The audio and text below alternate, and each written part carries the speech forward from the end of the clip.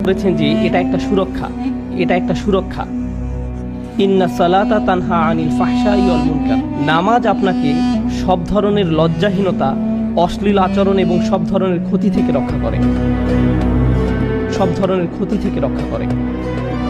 সুতরাং আল্লাহ যখন এমনটা বলে এবং কোনো ব্যক্তি নামাজ ত্যাগ করে, তখন তারা আসলে সরাসরি শয়তানের শিকারে পরিণত হয়, সব ধরনের খারাপ কাজ করে যাবে এবং যে করছে সে বুঝতেও পারবে না যে সে কেন এই কাজটা করছে।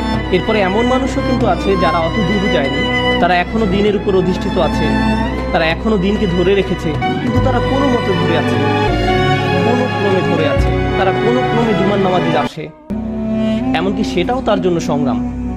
কিছু মানুষের অবস্থা এত খারাপ হয়ে যায় যে তারা একটা মসজিদের ভিতর বেশি সময় থাকতেও পারে না।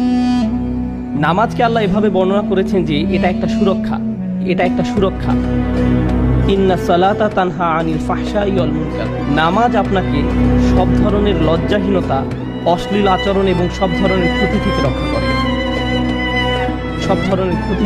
করে।